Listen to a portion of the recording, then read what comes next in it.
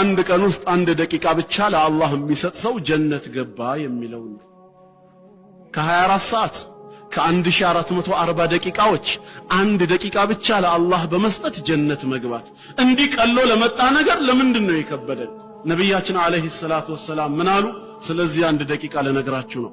ሰይዱል ኢስቲግፋር የኢስቲግፋሮች ሁሉ አለቃ اللهم أنت ربي لا إله إلا أنت خلقتني وأنا عبدك وأنا على عهدك ووعدك ما استطعت أبوء لك بنعمتك علي وأبوء بذنبي فاغفر لي فإنه لا يغفر الذنوب إلا أنت 30 سكند ما تمولان اتشن استغفار فمن قالها من النهار موقنا بها بقنو كفل غزي عند غزي اسوان ياله እሷ በመታመላክተው ነገር ፍጹም እርግጠኛ የሆነ فمات من يومه قبل أن يمسي በዛው ቀን ከማምሸቱ በፊት ቢሞት ይሰዋል فهو من أهل الجنة የጀነት ሰው ነው።